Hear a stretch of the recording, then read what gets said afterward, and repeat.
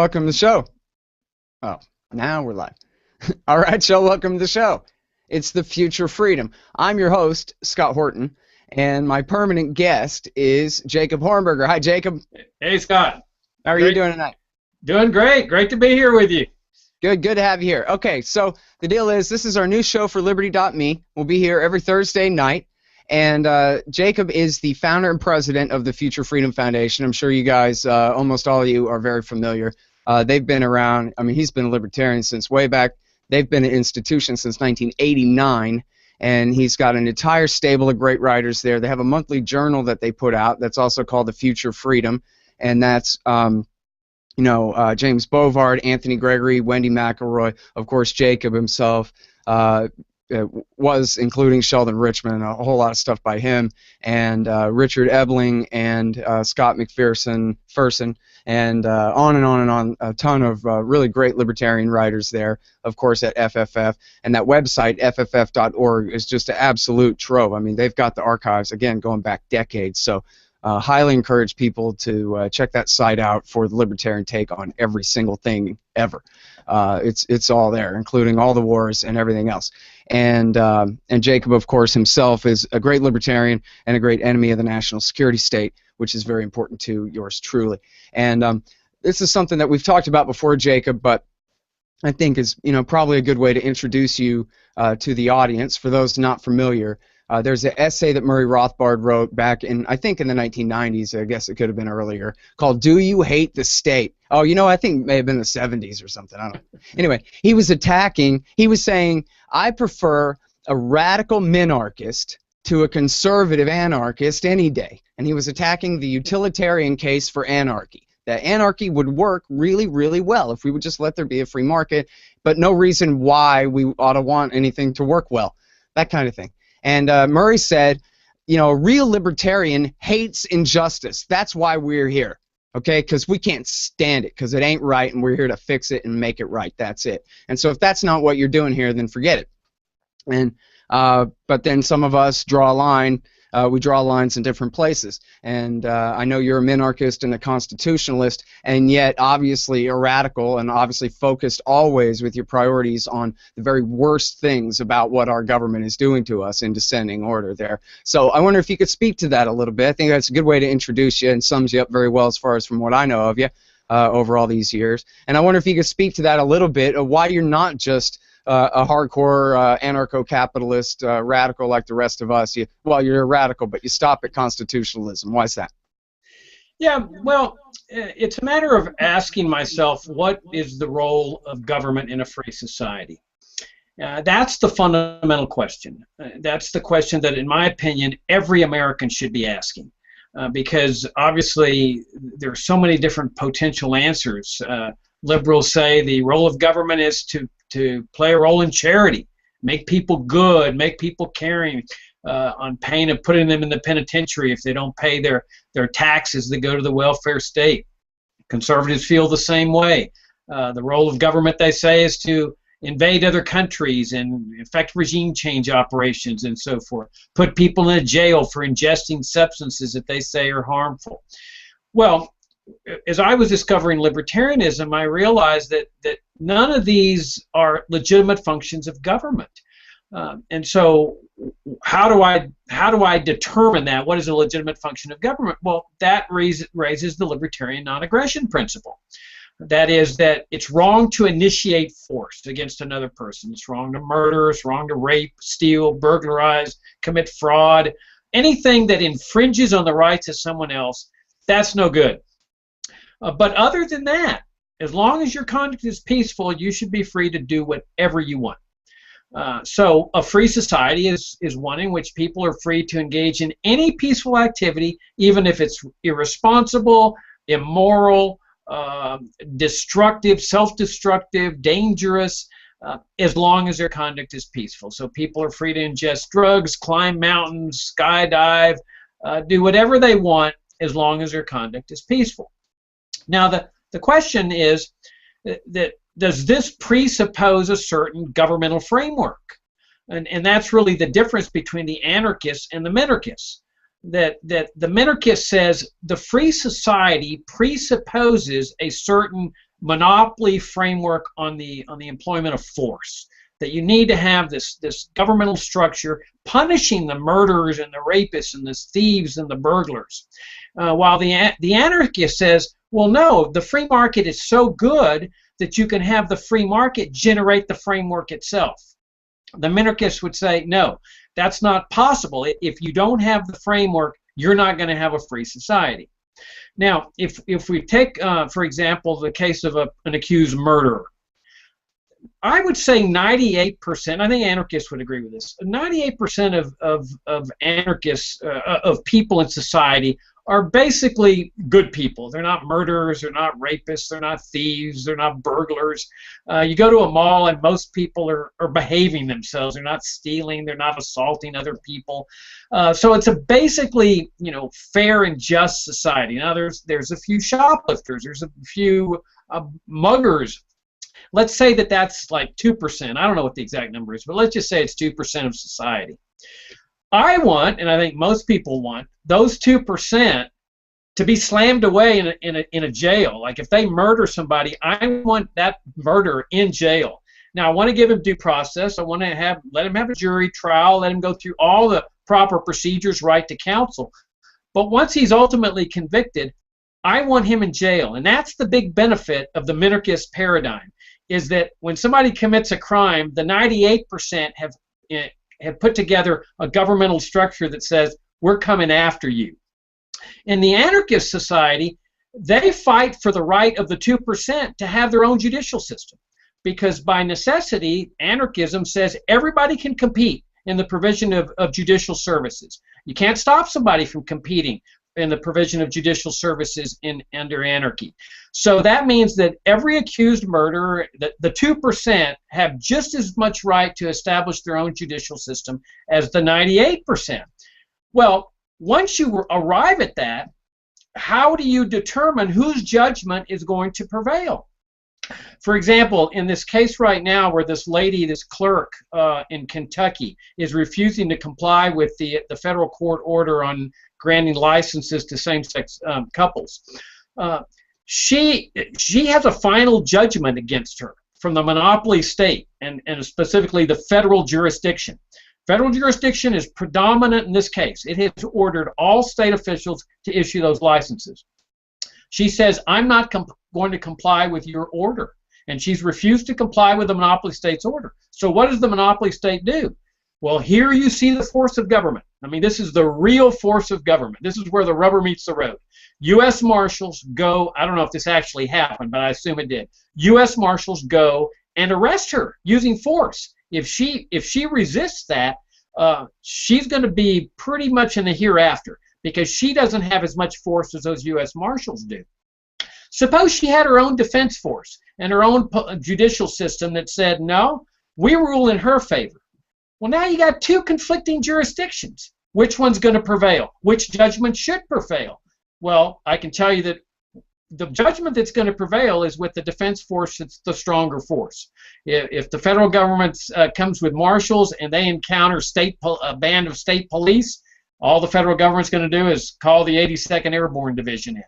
So the bigger force is always going to prevail over the smaller force. So even under anarchy, I submit that you're going to end up with the same situation, with the stronger force always conquering and dominating the smaller force. So the advantage of the minarchist position is that it does not violate the libertarian non-aggression principle. Voluntarily funded, because that's one of the objections that anarchists bring to minarchists sometimes, that they believe in taxation. I don't believe in taxation. I believe that this monopoly state should be voluntarily funded. And so that doesn't violate the libertarian non-aggression principle. So from my perspective, no anarchist has ever been able to say, Jacob, your paradigm of limited government violates the libertarian non-aggression principle. But I say that I have the additional advantage that I can impose a final judgment on the 2%, while the anarchist cannot. That answers your question, I think. All right. Well, there's a few things there. That's interesting to talk about. First of all, isn't the monopoly state imposing its jurisdiction? Isn't that aggression? They come and claim the right to lay their hands on you. even if they didn't force you to finance them in the first place. Well, absolutely not, because you see, I hold that you have a right of self-defense. That if somebody attacks me, I have a right to kill him. If he's using deadly force against me, I have a right to use deadly force in defense of my life or defense of a third person. So if I kill him, I don't consider that initiation of force. I consider it a defensive force. So if somebody kills somebody else, one might say, I guess, that if you go after him to arrest him, to put him in jail, that you're initiating force. But I say no, that still is part of the defensive force that goes to say, if you go and hurt somebody, even though that person can't defend himself at the time when you shoot him and kill him or assault him, he has the right to come and apprehend you and bring you to trial and punish you for what you did. Yeah, but if somebody accuses you of murder and they come and get you and resist, they'll kill you. You have no right to resist their process for deciding whether you really did what they say you did or not. That's right, but once you say that they don't have a right to do that, then you can't arrest anybody because everybody's presumed innocent. So you're going to have murderers walking the street, because as soon as you go and try to arrest them, they'll say, no, wait a minute, you haven't proven me guilty. You don't have a right to take me into custody and try me. I say that anybody that's accused of a crime, and I think even under the anarchist paradigm, that anybody that's accused of murder by one jurisdiction, that jurisdiction has the right to bring him in and and punish him for it. I don't think the anarchists say let murderers walk free because they're presumed innocent and we haven't proven them guilty. I mean, that's essentially, it seems to me, what you're saying. So how would you ever capture or take any murderer into custody? All right, but here we live in a situation where the Constitution is no guarantee of minarchy whatsoever, even though it describes a bare sort of general government. And in fact, every government employee, state, local, and federal, have almost complete immunity from the law. They're all above the law. And then on top of them, you talk about the 2% of lowly street criminals, who, of course, as we would agree, it's the government drug war and those kind of inflation and other government policies that make people so poor and turn to crime in the first place for the most part anyway. But what about the 1% of the people who, like the commies say, the 1% versus the 99, and they have total sway over the government, over the regulation of the rest of us. And it seems to me like they're the criminals getting away with it scot-free rather than a mugger or something like that. I question that entirely. I think that if you did a survey of people who believe in, say, the welfare state, it would come out predominantly the American people, like, say, probably at least 80% would say, yeah, we believe in the welfare state. And if you asked them, well, do you believe in the existence of the Pentagon and the CIA? I bet you the number would still be just as high. Mm-hmm. Now, libertarians or libertarian minarchists have never claimed that a constitution's going to protect a free society. I mean, let's face it, a constitution is a piece of paper. And so a piece of paper can never really protect a society that comes into existence that's free. And we've never claimed that. At most, what a constitution can do is protect you against majority tyranny up to a certain point. Let's say that you've got 60% of people that want to put drug dealers into jail without trial. The Constitution has done a very good job at prohibiting that. It requires, like, you look at the Bill of Rights, due process of law, jury trials, and so forth. And so it's done a I would say a perfect job in ensuring jury trials for drug deal defendants, drug users, drug gangs. And while I think there's a lot of people who would favor having the same kind of judicial system like at Guantanamo Bay for terrorism for drug dealers. So the Constitution does a very good job and did do a very good job in certain respects. If you look, for example, from 1787 to let's say 1900, it's a phenomenal period. I mean, I'm not saying that it was a libertarian paradise. Let me give my standard disclaimer here, because before people start writing me emails, we know it wasn't. There was slavery, there was corporatism, there was land grants to the railroads. But for 100 years, government was very effective. That's 100 years. That's not a short period of time.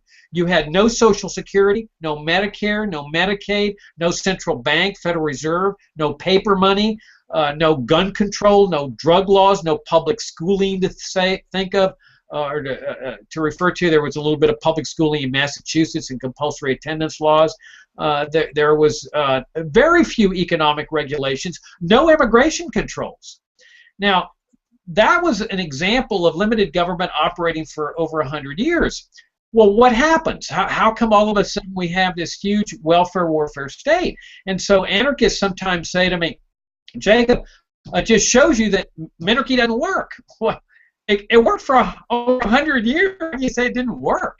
Not perfectly. Nobody's saying it was perfect. But by and large, when you compare life in, say, 1890 in terms of freedom and limited government to today, it's phenomenal. Okay, so what happened?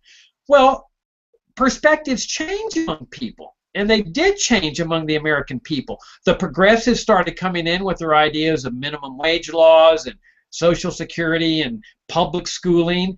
And gradually, those started to gain weight over the arguments of the libertarians that said, no, we don't want this socialism. We don't want this interventionism. And the same thing with the warfare state. So all of a sudden, by the time the 1930s come along, it's like a tsunami where people are ready for the welfare state. They're welcoming the welfare state. No constitution is going to protect against that. I mean, for a while, the Supreme Court justices were fighting against it. It was a fierce battle. They were declaring much of what Roosevelt was doing unconstitutional. They were saying this is alien to the founding principles of this country and the Constitution. But all of a sudden, it's like a tsunami. Roosevelt people start retiring from the court. He starts appointing his cronies in there. And the tsunami just overwhelms the entire system. So when public opinion changes, there's nothing you're going to be able to do to stop that. Like I say, it'll stop it for a while, a constitution, but not a tsunami. And the same thing with respect to the warfare after World War II. Now let me say something about anarchy here. The same principle applies to anarchy. I mean, when you've got an anarchy situation, and let's just say there's no monopoly state, it's all these private competing agencies, and everybody's got a right to compete, including the mafia and the criminals and so forth. If all of a sudden 98% of people in the anarchist society decide that they want a monopoly totalitarian state, I will guarantee you there is nothing in anarchy that's going to stop them from doing that. You can't pass a law in anarchy that says you're prohibited from establishing a totalitarian state. So ultimately, Scott, it really does depend on convincing people of what the rightful role of government is. If you convince people that government should not be in the charity business, should not be in the education business, and I'm not saying you got to convince everybody. I've always held that all you got to do is convince a critical mass of people, and that can be less than a majority. Then all of a sudden society shifts, and all of a sudden now you're dismantling the welfare state. That doesn't mean you got to dismantle the police. Now, I agree with you. The police are very abusive today. But my argument is that once you get down to a minimal state, the police start behaving accordingly, that you don't have the big militarization that comes from the national security state, the warfare state. Police now become friends of the public. They become your neighborhood police officer, walking the beat, protecting you against the murderers, the rapists, and the thieves. Same thing with the warfare state. If we can convince people that the warfare state's wrong, this is not a legitimate function of the U.S. government. We go to John Quincy Adams' famous speech on In Search of Monsters to Destroy. And all of a sudden people say, you know what? Intervention as an empire are wrong. They're wrong for America. Let's dismantle the Pentagon, the CIA, the NSA, and then the DEA at the same time, because government shouldn't be punishing people for ingesting substances. All of a sudden, you're left with a very small government, voluntarily funded, where people, if they don't like what it's doing, they can withhold their funds. And that to me is what a free society would look like. Now, I guess an anarchist would say, well, I still don't like the fact that they're punishing murderers. Well, okay, but if you're not murdering somebody, you shouldn't worry about it. Is it possible you could be wrongfully accused? Of course. But that risk of being wrongfully accused exists in anarchy as well, by one of those private defense forces and judicial systems. All right. And now, of course, a lot of this comes down to arguing about how many angels can dance on the head of a pin, whether we're going to have a limited constitutional republic or anarchy, anarchist society, when right now we live in the most corrupt, most brutal world empire on the planet, and by far. And I mean, I don't know if anybody's really tallied up the millions killed by the U.S. government since World War II, but it's millions and millions and millions at this point. So, all that is, it is interesting, but it's not necessarily the bottom line. And I think, let me say something about that, just in case you plan on going to another point. Sure. Yeah, I was about to. Go ahead. Well, that's a really important point you make, and I'm glad you raised that, because I have a friend, a libertarian friend, and we used to debate this all the time. I mean, I've been debating anarchy versus minarchy since I became a libertarian.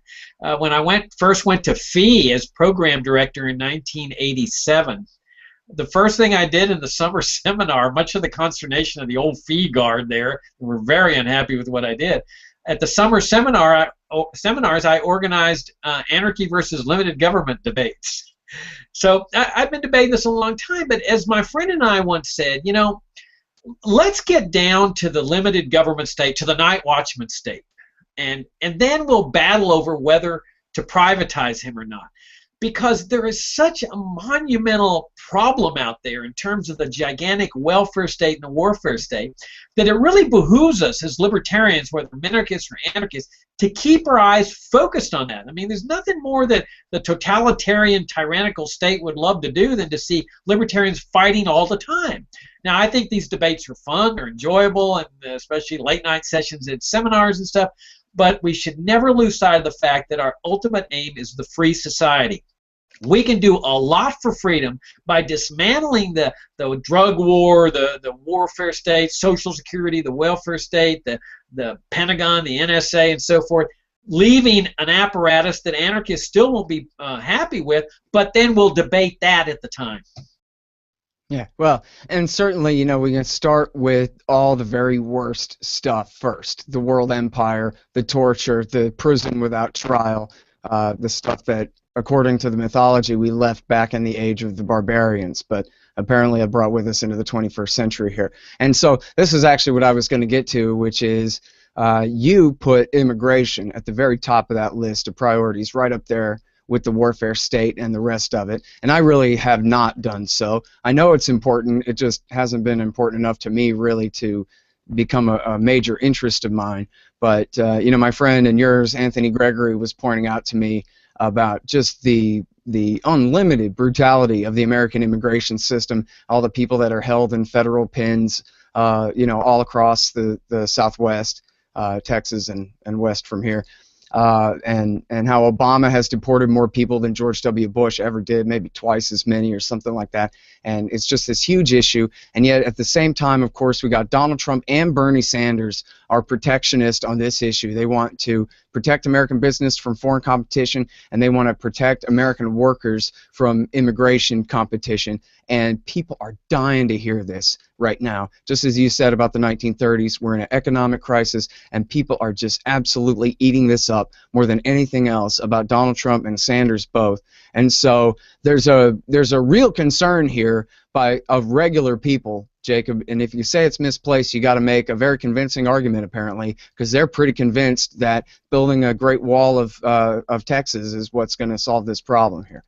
Oh yeah. I mean, sometimes I listen to Trump and I'm tempted to call him Benito Trump because I feel like I'm in Mussolini's Italy with all his corporatism and regulations and restrictions and government business partnerships and closing the borders and so forth, regulating the movements of people. Scott, this immigration issue, it is so horrible in what it's doing to people. And not just the immigrant. I mean, we can see the immigrants dying in Europe right now because of immigration controls, and more directly because of the wars that the U.S. government, the national security state, has waged over there. And that's the real irony of this thing, is that the government's gone in there and created all this crisis with devastation of war in Syria and Iraq, Afghanistan, Yemen. And so people are trying to save their lives from the chaos and the crises and the ravages that the U.S. government has done. And as same for the Mexican drug war, yeah. Yeah, same thing over here. That they create all this chaos with their drug war, as you point out, and so people are fleeing it or sending their children north to save their lives, and then all of a sudden you wage war against those people themselves. So that's why to us libertarians it all fits. It's like a mosaic. All these issues fit together. Sometimes people think we're just bringing a hodgepodge number of issues together: the drug war, foreign interventionism, the immigration. They all fit together. And I discovered libertarianism partly because of those detention centers down there on the border where I was living in Laredo, Texas. I mean, that's when it came to me one day. I was a liberal. Now, I was a liberal Democrat. I believed in the welfare state. I was the ACLU rep in Laredo. I was on the Legal Aid Board of Trustees, which provided free legal assistance to the poor. I believed in the welfare state. And then I'm walking around this detention center one day because I'm representing clients there, and it just hits me. If liberals love the poor so much, why are they putting these people in these detention centers that really look like concentration camps? Because all they want to do is work. That's all they want to do. That's the crime, wanting to work. And I went and started talking to my friends. I said, how do you reconcile this with your love of the poor with the welfare state? And all they kept telling me was the law is the law. Well, segregation was the law. You know, laws in Germany against Jews were the law. That doesn't answer anything. And finally I discovered libertarianism, and I realized, wow, what a great philosophy. Because now you're talking about freedom and free markets, the right of people to move, the freedom of travel, the freedom of association, economic liberty, liberty of contract. Why not a system where people are free to cross borders in search of work, to better their lives, to associate with others, with tour? They don't have to become citizens. There's a million Americans living in Mexico right now. They're not citizens. They still cheer for the Dallas Cowboys, and they retain their American citizenship. They don't assimilate. Who cares? And that's when it hit me. This crisis, this immigration crisis, it will never be solved. I've seen it since I was a kid in the 1950s, Scott. I've seen people railing against the immigrants and do something. The same thing you see going on with Trump today, it was going on in the 50s, the 60s, the 70s, the 80s, all the way through. And that's because this model of socialist central planning applies to immigration. You've got government trying to plan in a top-down fashion the movements of millions of people. And so that's why you have this chaos. It's an inherently defective system. The only solution, I keep telling people this, that if you keep beating your head against the wall, you're going to end up with a headache.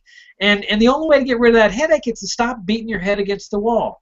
The only solution, I repeat, there is no other solution to the immigration crisis. There's the Berlin Wall and all that. Because remember, they told us the Berlin Fence was going to solve the problem. The only solution is freedom and free markets. In other words, our heritage, as I was saying earlier in the 19th century, open immigration, the free movements of people across borders. Okay, now here's the thing. Obviously, I'm for that, and I'm against all nationalism. I'm for the right of anybody to travel wherever they want. Wherever a government claims ownership of the commons, I think they don't have the right to discriminate as people want to travel through there. All those kind of things. However, you haven't really addressed the why Americans, regular people, not Donald Trump, the fascist, but all of his adoring fans, are regular people from the neighborhood who have been dying to hear somebody say what he says about too many Hispanics coming north, and we got to stop them because, what, Jacob? It's changing their lives in ways that they can't stand, or they think it is, so why are they wrong? Well, throughout American history, there's been an anti-immigrant prejudice among certain groups of people. I kind of think it's in the DNA. I mean, like libertarians. I kind of think libertarians are kind of like born libertarians, and you can't really make libertarians. And people figure out that they're libertarians, but I think it's the same thing with this anti-immigrant prejudice that throughout the 19th century, people hated the Irish, they hated the Italians, they called them wops, they hated the Germans. They hated the Chinese, the Japanese over on the West Coast, the Hispanics after the U.S. government took over the northern half of Mexico in the Treaty of Guadalupe. Guadalupe Hidalgo. I mean, there's always been this prejudice among a certain group of people against newcomers. There's this xenophobia type thing. We just have to keep arguing our position that, look, immigration is consistent with American values and principles. It's consistent with biblical principles, loving thy neighbor as thyself, and it's consistent with economic prosperity. This is a key to economic prosperity. This is one of the reasons why the United States was the most prosperous country in the world in the 19th century. By the way, Argentina copied our policy of open immigration and low taxes and low regulations around the latter part of the 19th century. They immediately became this prosperous nation, lost it when Perón came in with his Franklin Roosevelt philosophy, but we just got to keep standing our ground, Scott, and you know what? I think people will ultimately come to us because where else do they have to go? What, more crises, more police state? You go down to the border. If you want a police state, go down to the border because that's where you're going to see it with those immigration checkpoints and border patrol and roving patrol cars stopping people on the highways. It's pretty bad. Yeah. Well, and of course, I mean, the thing is, too, is we live in not necessarily the worst of economic times. Obviously, you could argue, you know, poor people don't live too bad in this country and those kinds of things. But it's always, the economy is always being disrupted. It's always a boom or a bust or some unpredictable thing. There is regime uncertainty in the minds of virtually all economic actors in America on the lowest and middle levels of the income scale too. So, you know, people are confused, and it's a lot easier to see a Mexican in your neighborhood than it is to see Wall Street bankers and Federal Reserve, you know, technicians up there who are really responsible for the policies that cause such distortions and dislocations. And if you're a poor white person, then hey, you can always still kick down onto poor black people or Mexican immigrants or whoever like that who have even less political power than you, and get to feel like, you know, at least you're avenging yourself somehow, when the alternative is you got to learn about central banking, and you got to you know, go to the Mises Institute and study all these texts and figure out who your real enemy is. And yeah, it's just easier. And this is exactly the kind of thing that, you know, we've seen it over and over again. It's been predicted, obviously, in this country since 2008 that, you know, us libertarians have to really shout out loud that all we need is liberty right now, because the time is ripe for demagogues from the right or the left to come and demonize the politically powerless and get away with it. And here we are. The easiest, I mean, Donald Trump just walks right in there and just picks it right up. That is a fantastic point. I mean, the point you're saying is that government, through its policies, the welfare state, the warfare state, the regulated economy, central planning, creates all these economic problems. I mean, that's really the root of America's economic problems, the out-of-control spending, the debt, and it's getting worse. And then minimum wage laws, so they cause dislocations in terms of unemployment. And so people are suffering. They can't save any money. Nobody saves any money anymore. Right. And so they need scapegoats. You know, they don't see that government is caused these problems, and they don't want to think about the government. The government's like their daddy. The government's like their savior, giving them Social Security and welfare and unemployment and so forth. So what do? They look for scapegoats. I mean, this is what was happening in Germany, when Hitler starts blaming the Jews for all of Germany's economic problems. I mean, and it's getting ugly over here too. You know, I just read about a case where a couple of guys beat up a homeless Hispanic guy, an immigrant, beat him up and then urinated on him. And they said that Donald Trump inspired him to do this. I mean, that's ugly. That brings to mind these totalitarian nations in history where they were going after scapegoats. The root of the economic problems, as you say, is not the immigrant. He's the scapegoat. He's a convenient scapegoat because he can't defend himself. That's why we libertarians have to come to their defense. These are the undefendable, or the people that cannot defend themselves. And it's incumbent on us libertarians to come to their defense, because nobody else is. And they're dying. That's the thing about here. They're not just dying in Europe. They're dying in the back of 18-wheelers in Texas. They're dying on the deserts in Arizona. And all of this is because of immigration central planning. And so we're the hope, Scott, libertarians are. We're the hope for better economic times here, through a free market philosophy instead of a welfare socialist state, better peaceful times instead of a national security state empire paradigm. And we're the hope for people that are drug addicts, that are trying their best to get off of drugs, but they get sent to the penitentiary instead. And we're the hope for the immigrants, the people that are being persecuted, vilified, and scapegoated when they're not responsible for any of this. All they're trying to do is just better their lives. And that is Jacob Hornberger. That is the Future Freedom Foundation, fff.org. Check out the newsletter, the monthly journal, The Future Freedom, same as this show, at fff.org/subscribe. Check out Jacob's blog. He writes every single day, or I don't know, four times a week at least, something like that there, at fff.org/blog. And we'll be back here next Thursday for another episode of The Future Freedom. Thanks very much, Jacob. It's been great, a great first episode here. Hey, I greatly enjoyed it. Looking forward to more of them. Thank you, Scott. And thank all you guys for tuning in tonight. Appreciate it. And on and on and on. A ton of really great libertarian writers there, of course, at FFF. And that website, fff.org, is just an absolute trove. I mean, they've got the archives, again, going back decades. So highly encourage people to check that site out for the libertarian take on every single thing ever. It's all there, including all the wars and everything else. And Jacob, of course, himself is a great libertarian and a great enemy of the national security state, which is very important to yours truly. And this is something that we've talked about before, Jacob, but I think is probably a good way to introduce you to the audience for those not familiar. There's an essay that Murray Rothbard wrote back in, I think in the 1990s, I guess it could have been earlier, called Do You Hate the State? Oh, I think it may have been the 70s or something. I don't know. Anyway, he was saying, I prefer a radical minarchist to a conservative anarchist any day. And he was attacking the utilitarian case for... Yeah, well, it's a matter of asking myself, what is the role of government in a free society? That's the fundamental question. That's the question that, in my opinion, every American should be asking. Because obviously there are so many different potential answers. Liberals say the role of government is to play a role in charity, make people good, make people caring, on pain of putting them in the penitentiary if they don't pay their taxes that go to the welfare state. Conservatives feel the same way. The role of government, they say, is to invade other countries and effect regime change operations and so forth. Put people in a jail for ingesting substances that they say are harmful. Well, as I was discovering libertarianism, I realized that none of these are legitimate functions of government.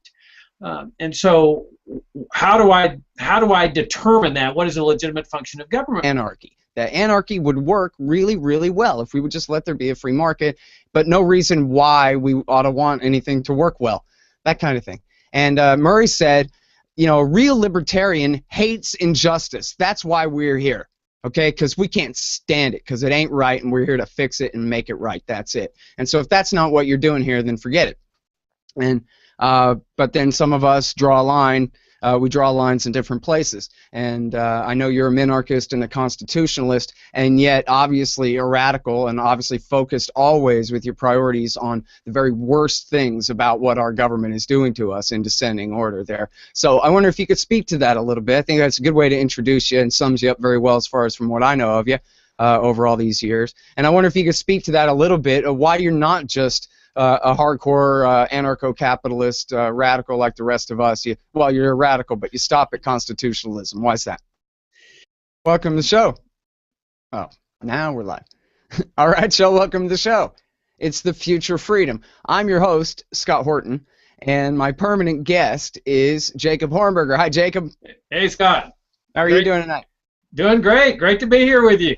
Good to have you here. Okay, so the deal is this is our new show for Liberty.me. We'll be here every Thursday night, and Jacob is the founder and president of the Future Freedom Foundation. I'm sure you guys, almost all of you, are very familiar.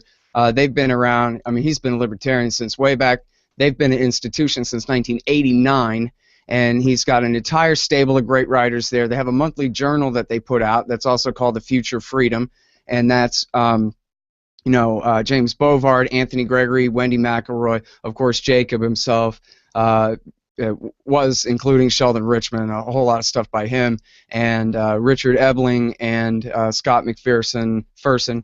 Well, that raises the libertarian non-aggression principle. That is that it's wrong to initiate force against another person. It's wrong to murder, it's wrong to rape, steal, burglarize, commit fraud.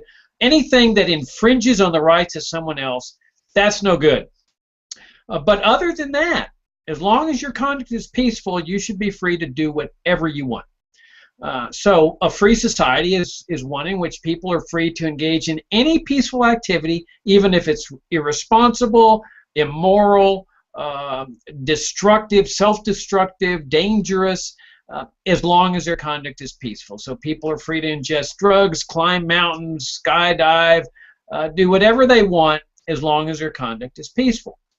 Now the question is that does this presuppose a certain governmental framework?